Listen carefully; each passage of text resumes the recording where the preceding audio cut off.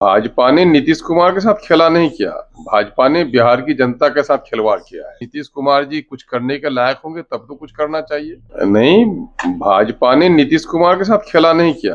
भाजपा ने बिहार की जनता के साथ खिलवाड़ किया है। क्योंकि भाजपा को ये अंदाजा था कि मैं अपने चेहरे पर बिहार के लोगों को धोखा नहीं दे सकता हूँ। तो नीतीश कुमार जी इलेक्शन से पहले भी मानसिक तौर पर सही नहीं थे।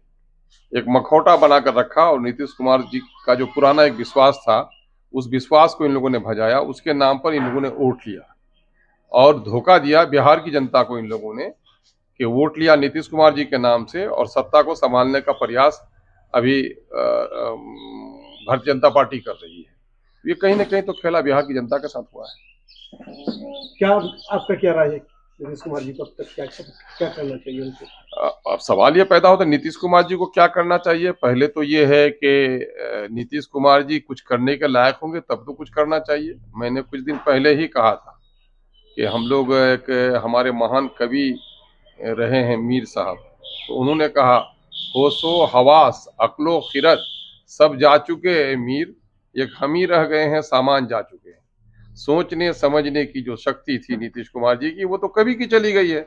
नीतीश कुमार का एक शारीरिक ढांचा है। वो नीतीश कुमार 12 से लेकर 15 तक, किसी हद तक 20 तक के नीतीश कुमार अब नहीं है। नीतीश कुमार जी का मानसिक संतुलन दुरुस्त बिल्कुल नहीं है। अगर उनका मानसिक संतुलन दुरुस्त होता तो इस तरह का फैसला वो नहीं करते, है ना। तो उनका साथ एक धोखा और बिहार के लिए विडंबना है कि बिहार के सबसे ऊपर की कुर्सी पर एक ऐसे शख्स को बैठाया गया जो शख्स खुद अपने फैसले नहीं ले पा रहा था। कई कई हरकतें आप लोगों ने देखी है। क्योंकि मीडिया में एक बड़ा तबका चूंकि गोदी मीडिया का हो गया है, यही वजह है कि एक फूल के गमले को किसी के सर पर रख देना, किसी के सर को टकरा देना, बोलते बोलते कुछ बोल देना, है ना। तो ये कई ऐसी बातें आई हैं। मैं उनका आलोचक इस मामले में नहीं हूँ। मानसिक तौर पर, शारीरिक तौर पर कोई भी बीमार हो सकता है। लेकिन खेद का विषय ये है कि बिहार जैसे 13 करोड़ की जनता को एक ऐसे आदमी के हवाले कर देना जो अपने बारे में नहीं सोच सकता, इससे बिहार का बड़ा नुकसान हुआ है। लोकतंत्र का मतलब सिर्फ ये नहीं कि लोगों के चुने हुए लोग सरकार बनाए। तो उसके लिए सबसे पहले जरूरी ये है कि जो मानसिक एतबार से, सामाजिक दृष्टि से, अपने सोच से, अपने व्यक्तित्व से, सांप्रदायिक चीजों से के ताल्लुक से वो जरा सा इंसाफ पसंद लोग हों। ऐसे लोगों को देश की गद्दी पर, राज्य की गद्दी पर, समाज के जिम्मेदार बनाए जाने चाहिए। लेकिन नीतीश कुमार की इस कमजोरी का दूसरा बड़ा नुकसान जो बिहार को हुआ है कि अफसरशाही का जितना नंगा नाच अभी हो रहा है ब्यूरोक्रेसी का, इससे पहले कभी नहीं देखा गया। ये लोकतंत्र का चीरहरण है कि लोक मत के जरिए से सरकार को हासिल करना और अफसरों के हवाले कर देना। सिर्फ ये मत समझिए कि बीजेपी के हाथों में मामला गया है। मामला ये है कि बिहार पूरे तौर पर अफसरशाही के नजर हो गया है।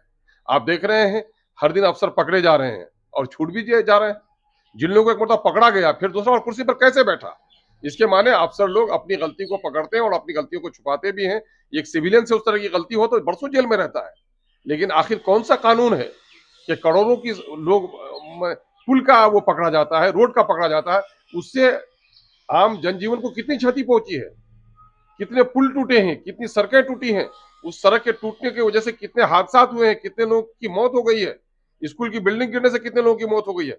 तो ऐसे लोगों पर कोई कार्रवाई नहीं हो पा रही है और टैक्स बढ़ रहा है। और मैं आपको बता देता हूं कि सरकार दिवालिया हो गई है और ये पूरे तरह पर बराइब की सरकार है, रिश्वत की बुनियाद पर यह सरकार है। सुप्रीम कोर्ट को सो मोटो नोटिस लेना चाहिए। अभी आसाम के ताल्लुक से एक सुप्रीम कोर्ट का एक वर्डिक्ट आया है कि आप रेवड़ी नहीं बांटे, तो यहां तो बांटी गई ना। आप सैंक्शन स्कीम्स को आप उसका इनॉग्रेशन नहीं कर सकते, लेआउट नहीं कर सकते हैं आफ्टर डिक्लेरेशन ऑफ इलेक्शन। ये कोड ऑफ कंडक्ट होगा। लेकिन साहब कोड ऑफ कंडक्ट हो गया है और लोगों के खाते में पैसे जा रहे हैं और ये पहले से पूर्व की कोई पॉलिसी नहीं रही है। बिहार के वो बजट प्लान में कोई ऐसा मामला नहीं था।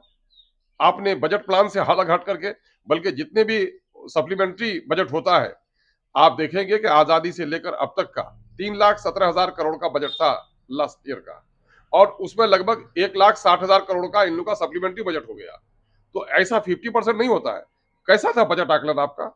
अरे बजट का मतलब होता है तखमीना, अंदाजा होता है, 10% आगे पीछे होता है, हो सकता है ये 50%, 60% ये हो रहा है। तो इसके माने सरकार ने पूरे तौर पर बिजली फ्री करने का मामला हो, मैं बिजली फ्री करने का वो नहीं हूँ, विरोधी नहीं हूँ, लेकिन करोड़पतियों की बिजली फ्री कर रहे हैं आप। झोपड़पट्टी के गरीबों को दीजिए ना। मैं गरीबों को आप दे रहे हैं, मैं पैसा उसका विरोधी नहीं हूँ, लेकिन जो लोग वाकईतन कारोबार कर रहे हैं उनको दीजिए ना। जो बच्चे पढ़ लिख करके अनएम्प्लॉयड हैं उनको तो कारोबार में खड़ा नहीं कर पा रहे हैं। आपने प्लान रोका नहीं। आप देखेंगे कि पहले तो इन लोगों ने देश की आजादी के बाद इन लोगों ने धर्म में बांटा, जातिवाद, है ना, जातिवाद, भाषावाद, क्षेत्रवाद ने राष्ट्रवाद को बिल्कुल दफना दिया है। और नीतीश कुमार जी ने बड़ी चालाकी से दलित के दरमियान के वोट को अपनी तरफ खींचने के लिए महादलित बनाया, पिछड़ों में अति पिछड़ा बनाया, और ये करके समाज को इन लोगों ने तोड़ा है। बिहार की सत्ता को हासिल करने के लिए इन लोगों ने बिहार को रासातल में पहुंचा दिया है। अभी जो लैंड रेवेन्यू जितना बढ़ा है, अभी देख रहे हैं दारोगा को दे दिया गया है। अरे दारोगा की जिम्मेदारी है कि पीस को मेंटेन करे, क्राइम को कंट्रोल करे। दारोगा को जिम्मेदारी दे नहीं, जुर्माना वसूल करो। खनिज के लोगों का मामला है, जो लोग देख रहे हैं माइनिंग को, उनकी जिम्मेदारी है कि गैर कानूनी कहीं पर माइनिंग का काम नहीं हो। नहीं, उनको दे दिया गया, उधर गैर कानूनी भी उधर पकड़ करके तुम अपना चालान करो। अभी सबसे बड़ी मुसीबत हो गई है सीमांचल में, सबसे ज्यादा बाढ़ यहाँ पर है। गरीब लोग मिट्टी का घर बनाते हैं। अरे भाई, यहाँ पर एक ही आपका खनिज है, वो है बालू। और अगर मिट्टी है तो मिट्टी है, तो जो भाटा चलाते हैं आप उनसे रॉयल्टी ले ही रहे हैं। बाकी जो किसान काम कर रहे हैं मिट्टी के लिए, या पंचायत में सड़कें बन रही है तो सड़कों का भी आप रॉयल्टी ले रहे हैं उसके एस्टीमेट में।